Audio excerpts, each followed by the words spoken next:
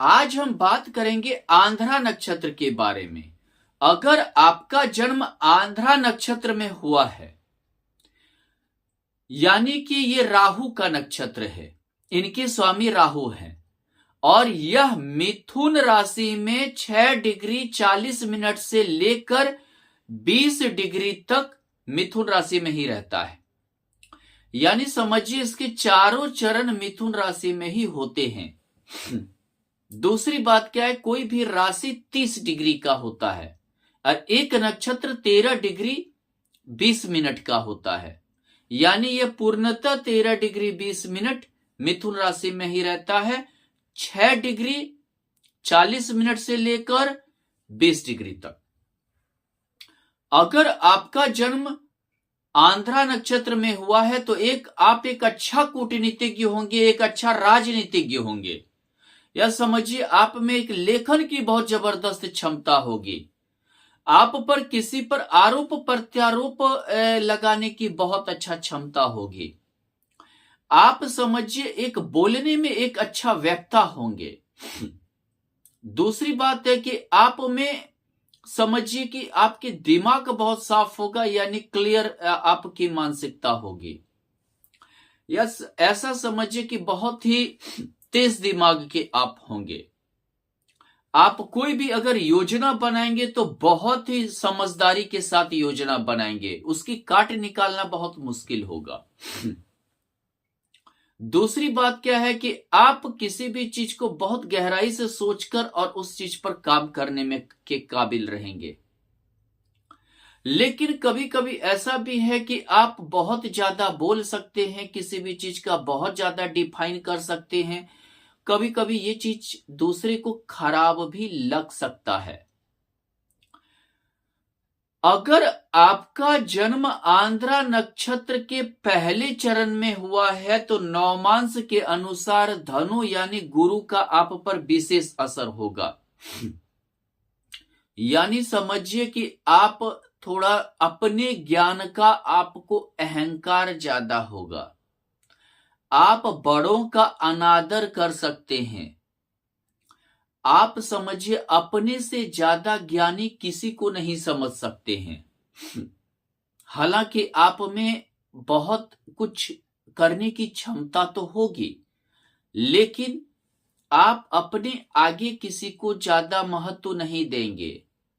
दूसरी बात क्या है कि आप का समझिए कि अपने से ज्ञानी भी दूसरे को नहीं समझेंगे, यानी अपने आप को सर्वश्रेष्ठ दिखाने की क्षमता ज्यादा होगी।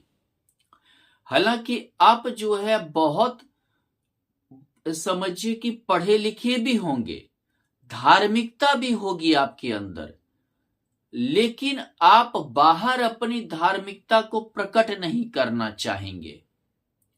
या समझिए कि मतलब हम कितना धार्मिक हैं, ये धर्म पर कितना हम विश्वास रखते, इस चीज को हमेशा छिपाने की कोशिश करेंगे।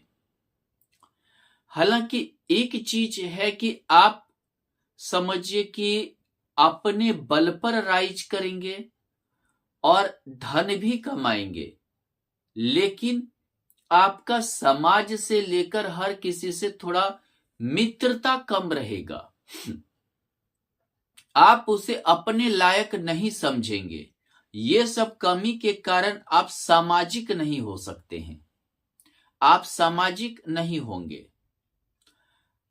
हालांकि आप में समझिए कि अगर जो आपके अनुसार चले या आपकी प्रशंसा करे, उसको आप ज्यादा महत्व देंगे, उसको ज्यादा आगे पीछे रखेंगे।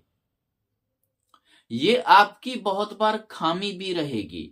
आपका ज्यादा जो सहयोगी बनने का कोशिश करेगा, वही आपकी जो है बाद में आपको परास्त करेगा और आगे बढ़ जाएगा। अगर आपका जन्म आंध्रा नक्षत्र के दूसरे चरण में हुआ है तो यानी कि मकर, नवमांश के अनुसार मकर, यानी शनि का आपके ऊपर ज्यादा प्रभाव होगा।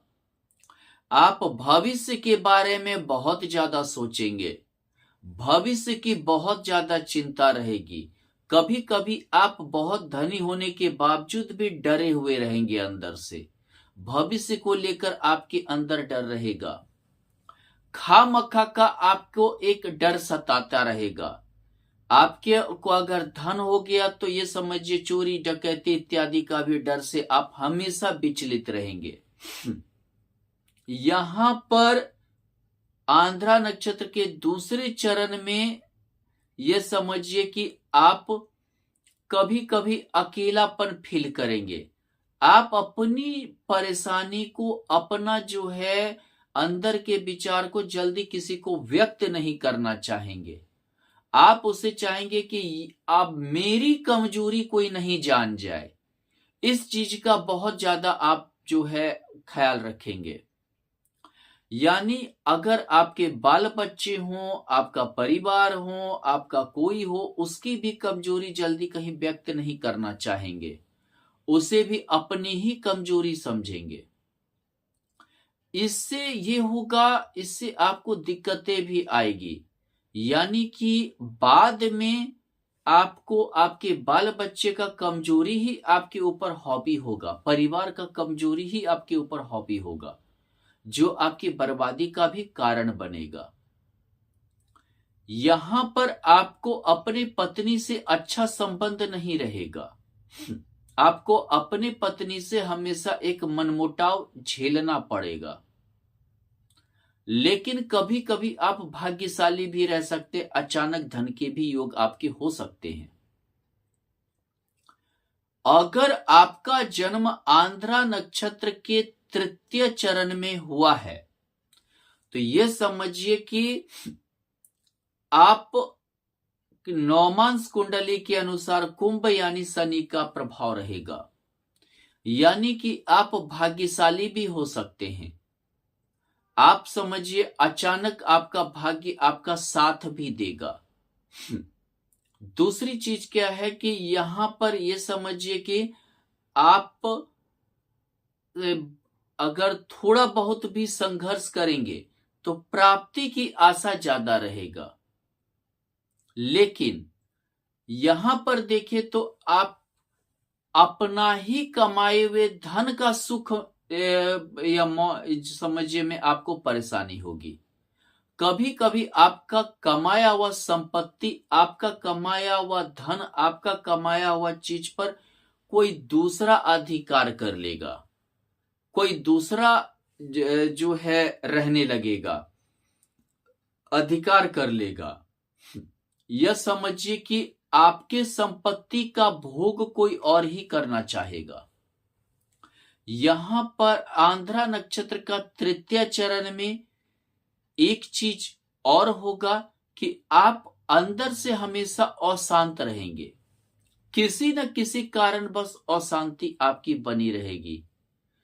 परिवार हो, बाल बच्चा हो, नौकरी हो, या किसी न किसी कारण से हमेशा थोड़ा सा अशांत आप जीवन व्यतीत करेंगे और परेशान रहेंगे। लेकिन आपको धन तो होगा, भोग नहीं होगा। अगर आपका जन्म आंध्रा नक्षत्र के चतुर्थ चरण यानी कि मीन यानी गुरु का प्रभाव आपके ऊपर ज्यादा रहेगा, यह समझिए कि आप कर्मठ होंगे। आपके अंदर काम करने की बहुत ज्यादा क्षमता होगी। आप अपने आप को बैलेंस भी बनाने की हमेशा कोशिश करेंगे। भौतिक सुख, सांसारिक सुख, जमीन जायदाद से लेकर अपने काम को बैलेंस बनाएंगे। कभी कभी आप अपने घर के वातावरण या निजी जिंदगी को समझने की कोशिश करेंगे, जिसके चलते पैसे से ज्यादा निजी जिंदगी को भी आप ध्यान देने की कोशिश करेंगे, जिसके कारण से दूर दराज का बिजनेस हो सकता है कि आप अपने घर के करीब ही सीमित कर लें।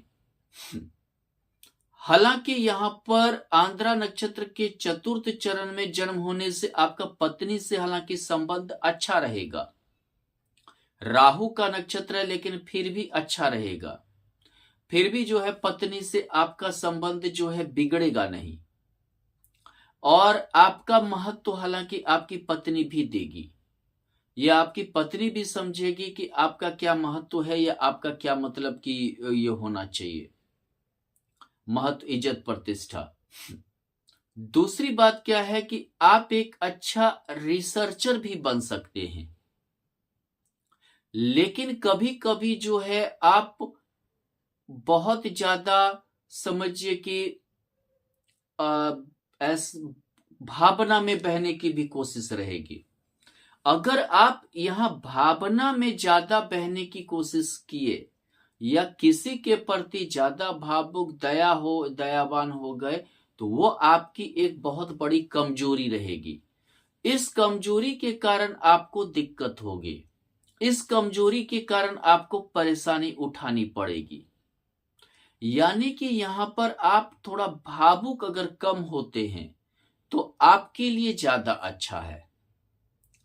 और एक चीज ये है कि थोड़ा अस्थिरता आ सकता है, काम थोड़ा आपका ऐसा रहेगा जो हमेशा अप डाउन होता रहे, तो थोड़ा सा उसको भी आपको बैलेंस करके चलना पड़ेगा। नहीं तो धन कभी बहुत ज्यादा रहेगा, कभी बहुत कम रहेगा, थोड़ा उतार चढ़ाव ज्यादा आ सकता है। धन्यवाद।